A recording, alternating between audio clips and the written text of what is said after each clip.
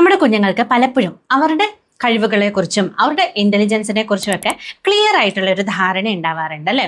അതിൽ ഒരു കൂട്ടർ വിചാരിക്കുന്നത് എനിക്ക് ഇങ്ങനെ കുറച്ച് കഴിവുകളൊക്കെ ഉണ്ട്, അതൊക്കെ ഫിക്സ്ഡ് ആണ്, അല്ലെങ്കിൽ എൻ്റെ ഇന്റലിജൻസ് ഇത്രയാണ്, ഇതിനപ്പുറം ഒന്നുമില്ല എന്നുള്ള രീതിയിലായിരിക്കും.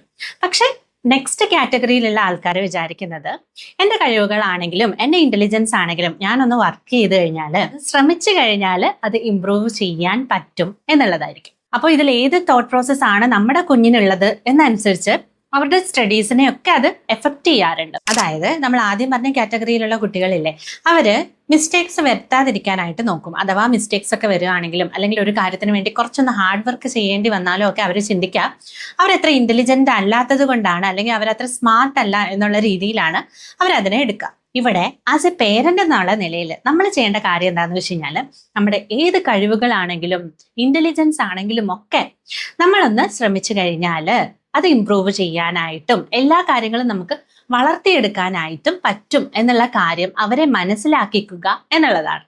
അതിനോടൊപ്പം തന്നെ നമ്മൾ ചെയ്യേണ്ട ഒരു കാര്യം എന്താണെന്ന് വെച്ച് കഴിഞ്ഞാൽ, അവരെടുക്കുന്ന ചെറിയ ചെറിയ എഫേർട്ടുകളാവട്ടെ അതിനെ നമ്മളൊന്ന് പ്രോത്സാഹിപ്പിക്കുക എന്നുള്ളതാണ്. അപ്പോൾ ആ ഒരു പ്രോത്സാഹനം കിട്ടുമ്പോൾ അവർക്ക് കൂടുതലൊരു കോൺഫിഡൻസ് വരികയും വീണ്ടും അതിന് വേണ്ടിയിട്ട് ശ്രമിക്കാനായിട്ടുള്ള ഒരു മനസ്സുണ്ടാവുകയും ചെയ്യുന്നു. ഇടയ്ക്കുണ്ടാകുന്ന തോൽവികൾ കൂടെ ഒരു ഓപ്പർച്യൂണിറ്റി ആണെന്നും അതിൽ നിന്ന് നമുക്ക് കാര്യങ്ങൾ പഠിക്കാനും മുന്നേറാനായിട്ടും സാധിക്കും എന്നുള്ള കാര്യം നമുക്ക് അവർക്ക് പറഞ്ഞു കൊടുക്കാം.